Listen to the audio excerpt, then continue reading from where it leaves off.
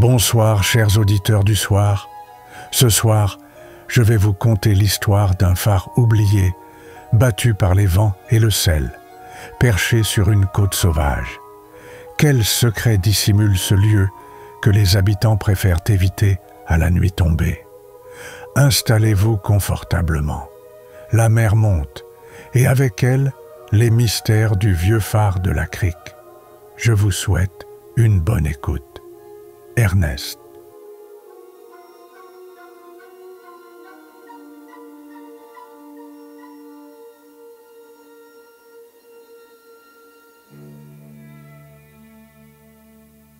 Chapitre 1. L'accident.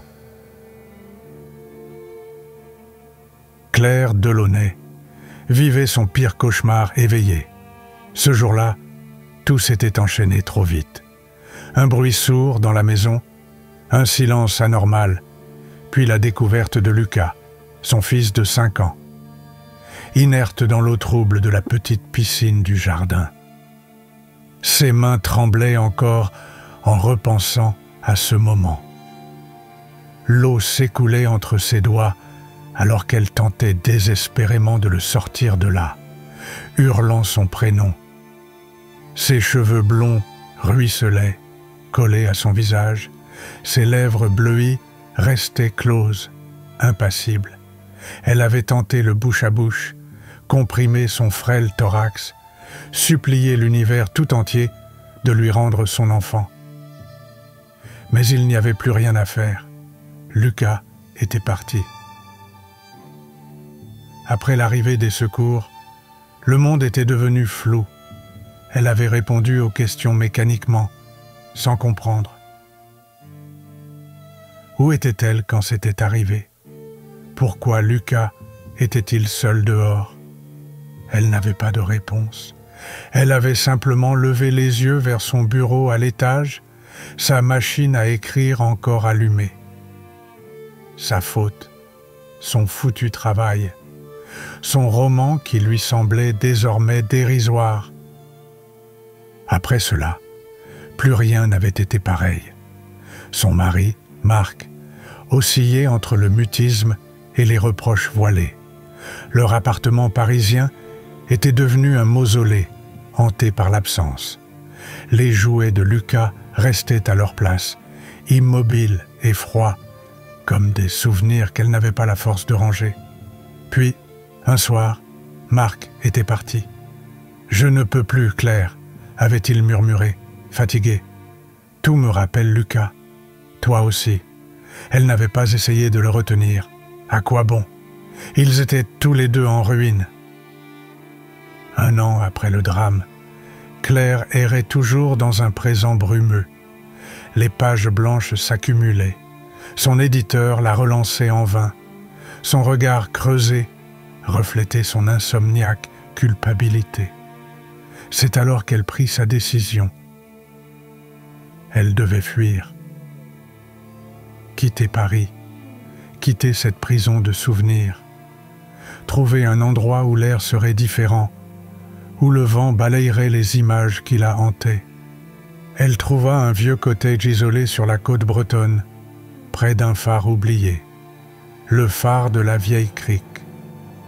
Le phare de la vieille crique. Le phare de la vieille crique. Le phare de la vieille crique. 1 an après la tragédie, Claire quitta Paris. Elle laissa derrière elle son appartement vide, ses souvenirs figés et le fantôme silencieux de Lucas. Le cœur en lambeaux, elle prit un train en direction de la Bretagne, vers un petit village niché au bord de l'Atlantique, un endroit où personne ne la connaissait. Son refuge l'attendait au bout d'une route sinueuse, battue par les vents marins.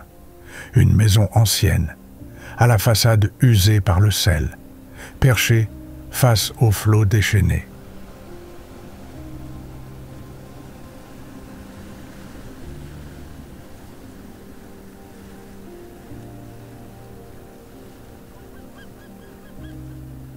À quelques centaines de mètres, le phare de la vieille crique s'élevait, solitaire et imposant, son sommet noyé dans la brume. Le village était modeste, composé de ruelles étroites et de maisons de pierre, aux volets écaillés par les tempêtes. Lorsqu'elle y arriva, les habitants l'accueillirent avec une réserve polie. Les regards étaient curieux, certains bienveillants, d'autres plus méfiants. Très vite, Claire sentit qu'un silence pesait sur ce lieu, comme si les vagues elles-mêmes retenaient un secret.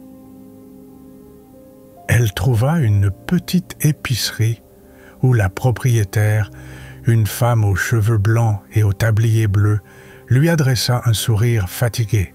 « Vous êtes la nouvelle venue ?» demanda-t-elle en remplissant un panier de provisions. « Vous allez loger près du phare ?» Claire hocha la tête, s'attendant à un commentaire, une mise en garde peut-être. Mais la femme n'ajouta rien. Le soir venu, seule dans sa nouvelle maison, Claire ouvrit ses valises. Une photo de Lucas trônait au sommet de ses affaires. Elle la prit délicatement, caressant du bout des doigts le sourire figé de son fils. Elle était venue ici pour s'éloigner du passé. Mais alors que le vent hurlait autour du phare et que la lumière clignotante transperçait la nuit, elle se demanda si le passé ne l'avait pas suivie jusqu'ici.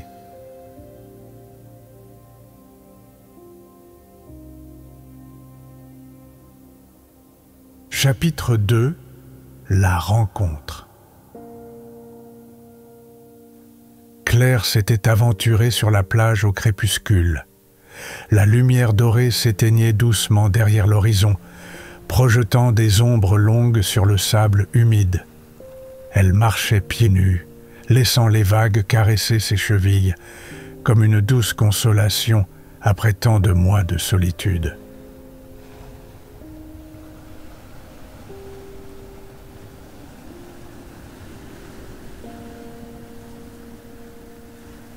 L'air salin emplissait ses poumons, et le cri des mouettes résonnait dans l'étendue vide, ajoutant à cette atmosphère mélancolique.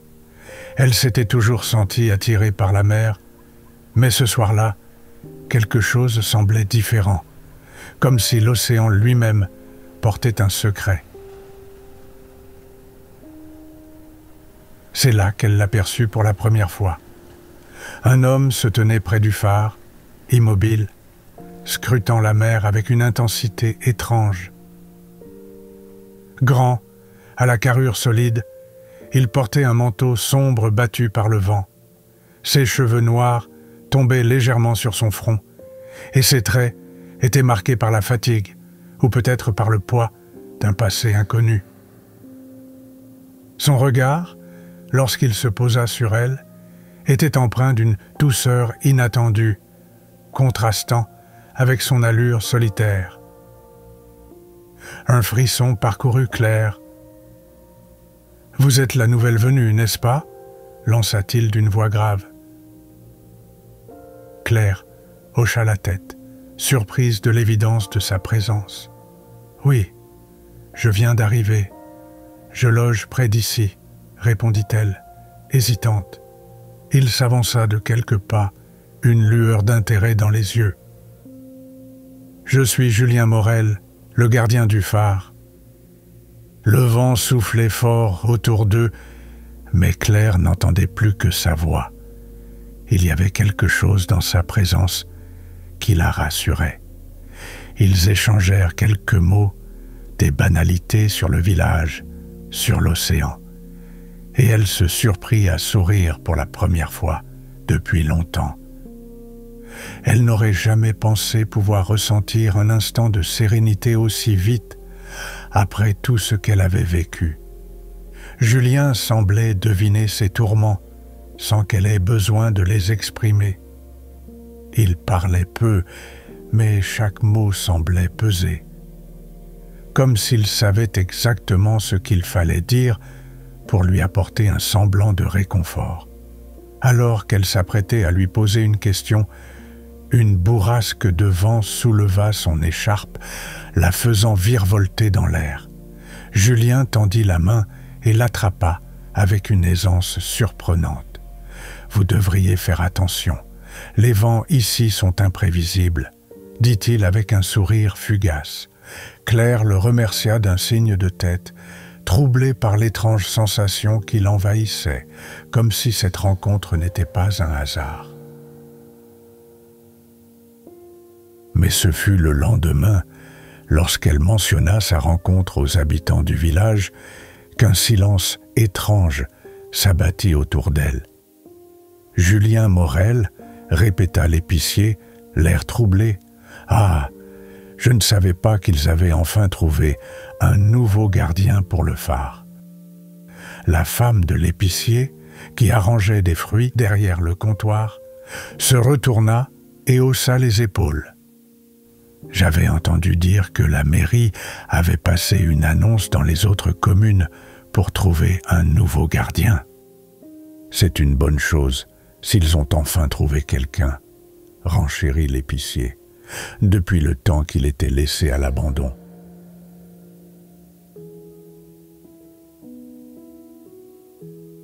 Au fil des jours, Claire Delaunay commençait à s'acclimater à son nouvel environnement.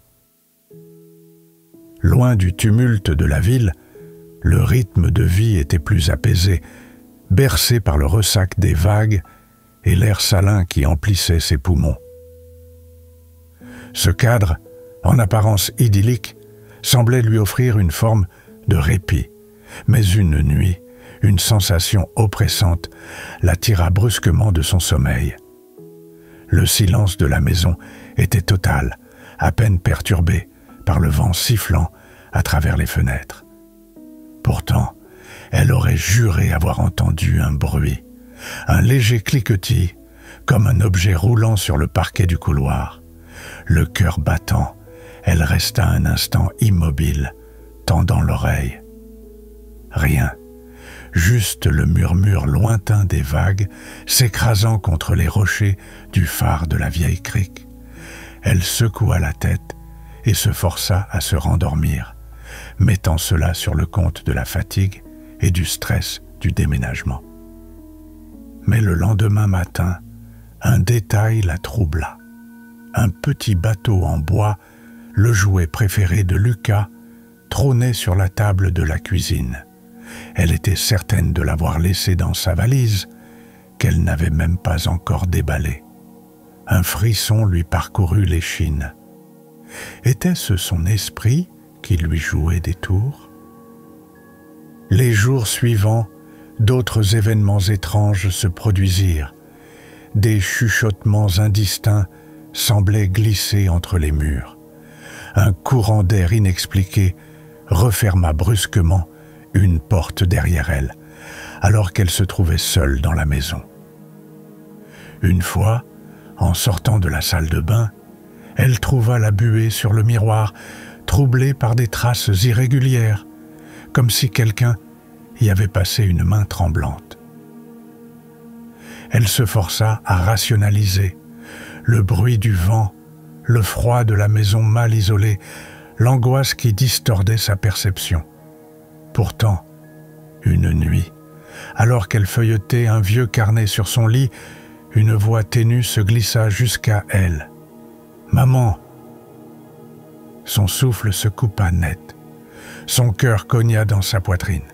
Elle leva brusquement les yeux, cherchant une explication rationnelle. Son regard fouilla l'obscurité de la pièce. Rien. Le silence était retombé, si pesant qu'elle crut devenir folle. Elle resta assise, figée, incapable de bouger, jusqu'à ce que l'aube vienne enfin briser l'emprise de la nuit. Le matin venu, elle trouva refuge auprès de Julien Morel. Depuis leur première rencontre, il était devenu un point d'ancrage, une présence à la fois distante et rassurante. Assis sur un rocher face à la mer, il semblait toujours anticiper ses pensées avant qu'elle ne les exprime. « Tu n'as pas l'air bien », observa-t-il, sans la quitter des yeux. Claire hésita avant d'oser partager son trouble.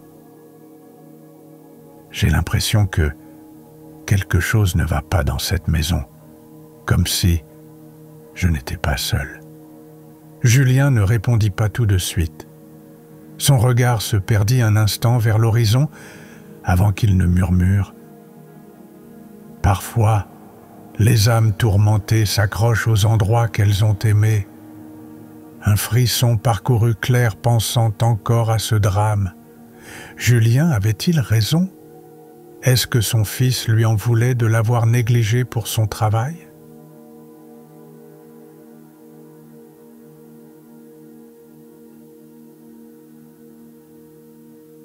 Chapitre 3. Les archives du phare.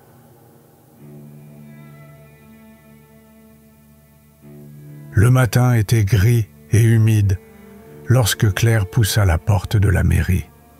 L'intérieur du bâtiment, modeste mais fonctionnel, sentait légèrement le papier vieilli et le bois ciré. Elle s'était rendue sur place pour finaliser quelques démarches administratives liées à son installation. Une secrétaire l'accueillit avec un sourire discret avant de la guider vers le bureau de l'adjoint du maire. « Madame Delaunay, bienvenue », fit l'homme en se levant pour lui serrer la main. « Installez-vous. » Claire s'assit face à lui, jetant un regard distrait autour d'elle. Un journal plié traînait sur le coin du bureau, attirant son attention. La Gazette locale. En parcourant rapidement les titres, son regard s'arrêta net sur une annonce « Recherche gardien pour le phare de la Vieille Crique ». Intriguée, elle s'en empara. « C'est une bonne chose qu'ils aient trouvé quelqu'un pour s'occuper du phare, » dit-elle. « Cet édifice est magnifique. C'est dommage de le laisser se détériorer. » L'adjoint du maire haussa un sourcil avant d'émettre un petit rire nerveux. « Ce n'est pas aussi simple, Madame Delaunay. Ce phare a une histoire particulière. » Claire fronça les sourcils, piquée par la curiosité. « Particulière. » L'homme soupira avant d'ouvrir un tiroir en sortant un dossier épais, estampillé « Archives du phare de la Crique ». En l'ouvrant, Claire y découvrit une série de documents, devis de restauration abandonnés, coupures de journaux, vieilles photographies jaunies. Ce phare a connu son lot de drames et d'histoires étranges, expliqua-t-il en feuilletant les documents. Depuis des générations, les villageois le considèrent avec une certaine appréhension. Beaucoup refusent de s'en approcher à cause des rumeurs. Quelles rumeurs? L'adjoint hésita un instant avant de lui tendre une vieille photographie en noir et blanc.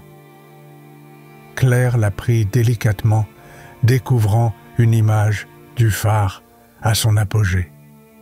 La bâtisse se dressait fièrement face à l'océan, ses peintures neuves lui donnant une prestance presque royale.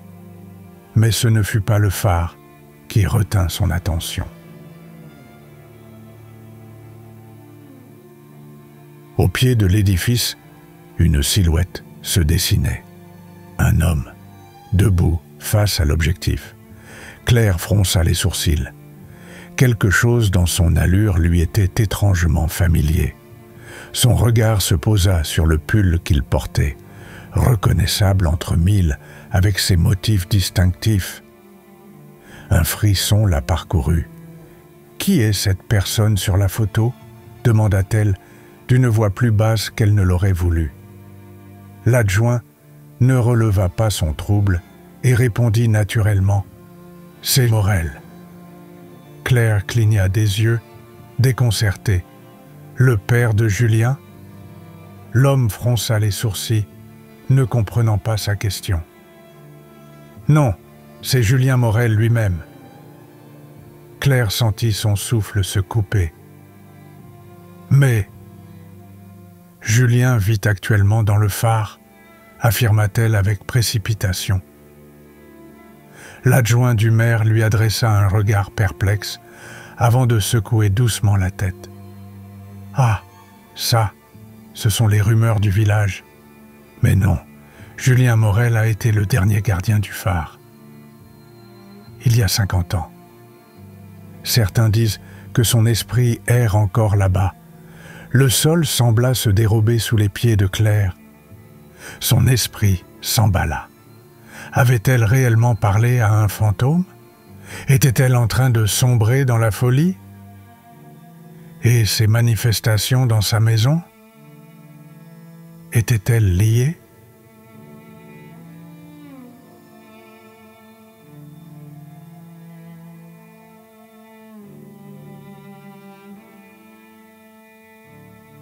Chapitre 4. Face à la tempête. Lorsqu'elle rentra chez elle, Claire était abattue. La révélation qu'elle venait d'entendre la hantait. Avait-elle vraiment parlé à un fantôme? Était-elle en train de perdre pied? Son esprit était en proie à un chaos de doutes et de craintes. Par réflexe, elle se dirigea vers la fenêtre et posa son regard sur le phare. Malgré la brume qui s'épaississait, sa silhouette massive semblait l'appeler. Julien était là-bas. Elle n'hésita pas plus longtemps. Bravant le vent qui se levait, elle marcha d'un pas décidé jusqu'au phare. La mer commençait à s'agiter sous l'arrivée de la tempête. Une fois devant l'imposante porte de bois, elle hésita un instant avant de frapper. Julien lui ouvrit sans un mot. Son regard était plus sombre que d'habitude. « J'ai appris que tu n'existais pas vraiment, que tu étais une illusion, » souffla-t-elle, cherchant à percer le mystère qui l'entourait. Julien serra les poings, visiblement troublé. « C'est ce que tu crois ?» murmura-t-il d'une voix rauque. Claire hocha lentement la tête. Julien recula, le visage fermé, et sans un mot, il tourna les talons et disparut dans l'obscurité du phare. La tempête s'intensifiait, décontenancée. Claire retourna chez elle, mais quelque chose l'attendait. Sur le miroir de la salle de bain, une phrase avait été tracée avec du rouge à lèvres. « Je ne suis pas folle ». Un frémissement glacé lui remonta le long du dos. Elle ouvrit instinctivement son sac. Son rouge à lèvres était toujours là. Comment était-ce possible? Elle sentit son souffle se couper lorsque, en ouvrant son réfrigérateur, elle découvrit les boissons préférées de Lucas, toutes alignées. Son cœur manqua un battement. Son fils disparut depuis des années. Comment cela était-il arrivé? Elle recula, le dos contre le mur, son esprit s'emballant sous un flot d'émotions contradictoires. Une pensée lui traversa l'esprit, un souvenir refoulé depuis trop longtemps. Sa mère, une femme fragile, marquée par des années de souffrance, qui avait fini par mettre fin à ses jours. Une corde, un choix désespéré. Et si elle suivait le même chemin? Et si, à force de refuser d'accepter la réalité, elle sombrait elle aussi? Mais non, elle n'était pas comme sa mère. Elle était une battante. Déterminée à comprendre ce qui se passait, elle retourna à la fenêtre. Dehors, la tempête s'intensifiait. Les vagues s'écrasaient violemment contre la roche. Le ciel était zébré d'éclairs. Chaque éclat illuminait fugacement la plage, donnant à l'ensemble une aura surréelle.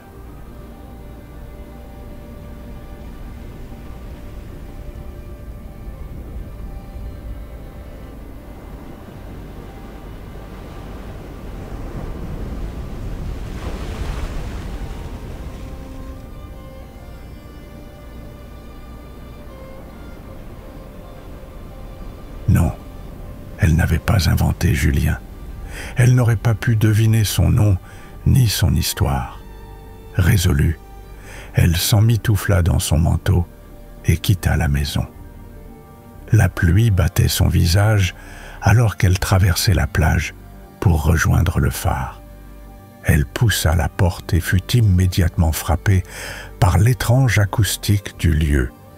Le grondement des vagues résonnait dans les hauteurs de la tour, faisant vibrer les murs de pierre. L'endroit était resté figé dans le temps. Le mobilier poussiéreux, les objets épars, témoignaient d'un quotidien abandonné depuis longtemps. Seule la lumière du sommet continuait de tourner, offrant par intermittence une lueur rassurante dans l'obscurité tourmentée.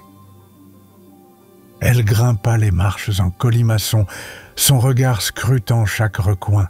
Dans une petite pièce, elle trouva un bureau. Quelques objets personnels étaient encore là, et dans un tiroir, une lettre jaunie attira son attention. Une lettre d'adieu. Julien était là, debout, derrière elle. Il la regardait en silence. Beaucoup de gardiens de phare finissent par sombrer dans la folie, déclara-t-il doucement. L'isolement, la solitude, ça finit par ronger l'âme. Claire sentit sa gorge se serrer. « Tu t'es suicidé ?» demanda-t-elle, la voix tremblante. Julien hocha lentement la tête. « Comme tant d'autres avant moi. » Elle ferma les yeux, touchée par cette révélation. Elle aussi se sentait prise dans cette spirale de solitude et de chagrin. Mais elle n'était pas seule. Elle n'était pas folle. Julien la fixa avec intensité. « Seul un fou peut en reconnaître un autre, » murmura-t-il. « Et toi, Claire, tu es bien plus forte que tu ne le crois. » Elle inspira profondément. Il avait raison. Elle n'allait pas se laisser engloutir par son passé. Un grondement la fit sursauter. Julien esquissa un léger sourire et lui fit signe de le suivre. « Viens, il faut voir ça. » Ils montèrent ensemble au sommet du phare. Le spectacle était à couper le souffle. L'océan en furie s'élevait en vagues gigantesques qui s'écrasaient contre les falaises, projetant des gerbes d'écume sous les éclairs striant le ciel. C'était à la fois effrayant et magnifique, mais un détail attira soudain son attention. Sur la plage, au pied du phare, une faible lueur clignotait, une lampe torche. Elle plissa les yeux. Une illusion? Une autre manifestation? Ou bien quelqu'un l'observait-il vraiment?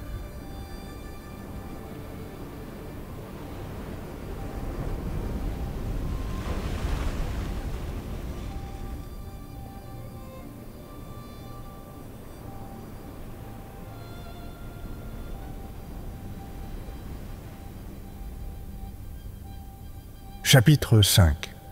Les ombres du passé. Un claquement sec résonna dans l'obscurité. Claire et Julien sursautèrent. La porte du bas venait de se refermer violemment. Était-ce le vent ou autre chose? Julien fronça les sourcils, trouvant cela étrange. Claire, elle, se pencha au-dessus de la rampe de l'immense escalier en colimaçon, tentant d'apercevoir le rez-de-chaussée. Une lueur furtive traversa l'obscurité. Un faisceau de lampes torches. Il n'y avait plus de doute. Elle se retourna pour en informer Julien, mais il avait disparu, comme un fantôme. Le cœur battant, elle commença à descendre prudemment l'escalier, appelant dans le vide « Il y a quelqu'un ?»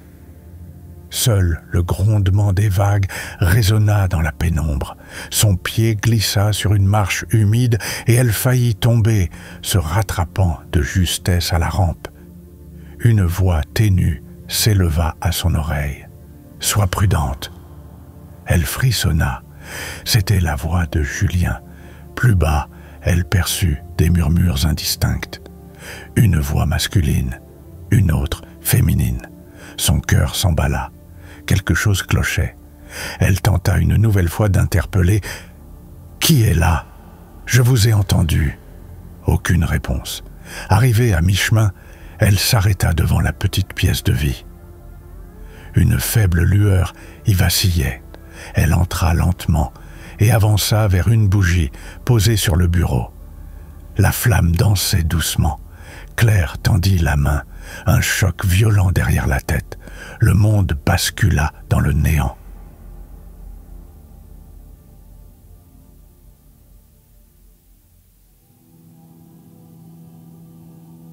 Une lumière vacillante, des voix. Claire ouvrit lentement les yeux. Deux silhouettes floues s'agitaient devant elle. Sa vision se clarifia progressivement et son souffle se coupa. Marie, sa meilleure amie. Marc, son mari.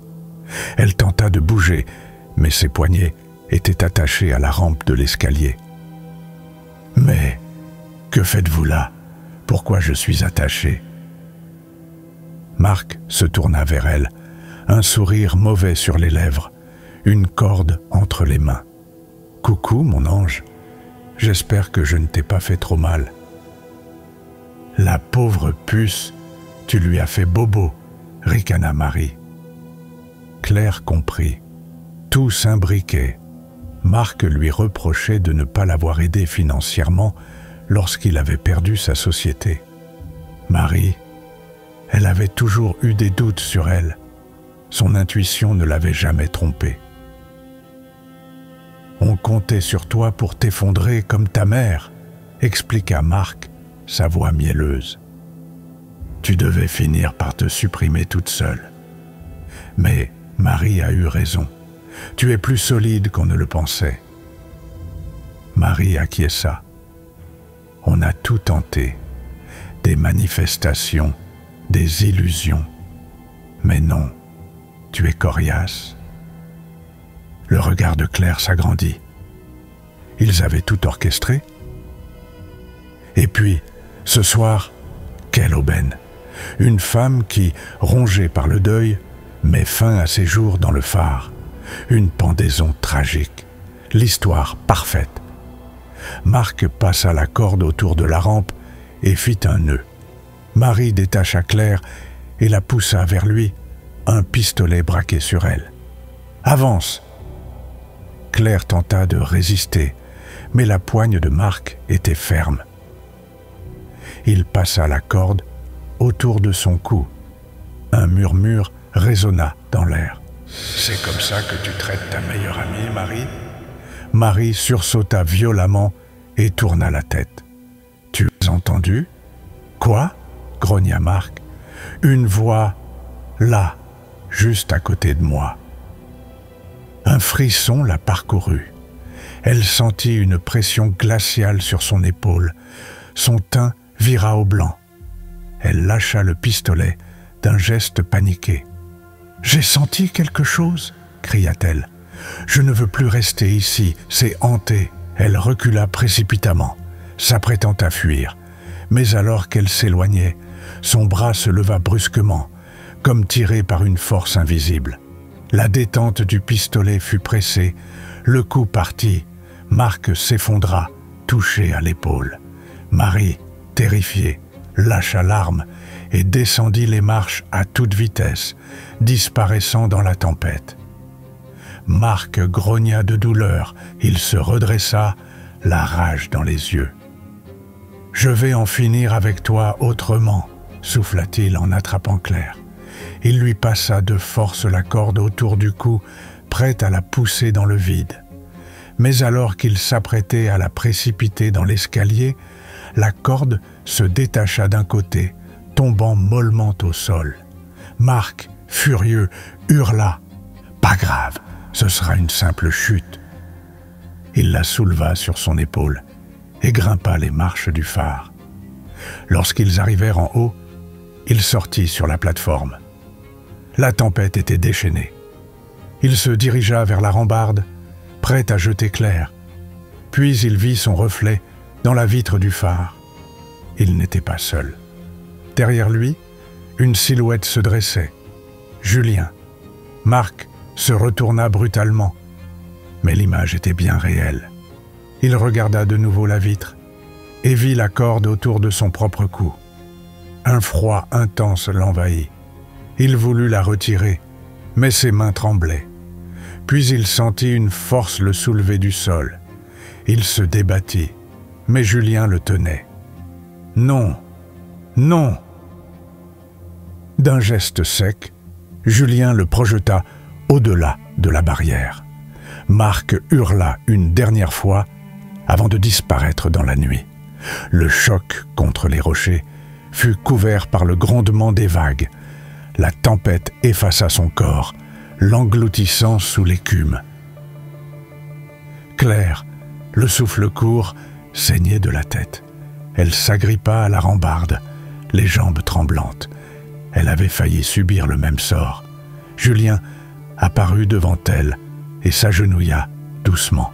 « C'est fini », murmura-t-il. Claire leva les yeux vers lui. Une larme coula sur sa joue. Puis, avec une douceur surnaturelle, Julien la souleva comme si elle ne pesait rien et la ramena jusqu'à chez elle. Alors que l'orage s'éloignait lentement au loin. Épilogue. Le lendemain matin, la police fouilla les rochers et les eaux tumultueuses à la recherche du corps de Marc. Mais ils ne trouvèrent rien. La mer avait pris ce qu'elle voulait. Quant à Marie, elle semblait s'être volatilisée. Son absence laissait un goût amer, une ombre persistante sur cette nuit d'horreur. Claire, elle, était en état de choc.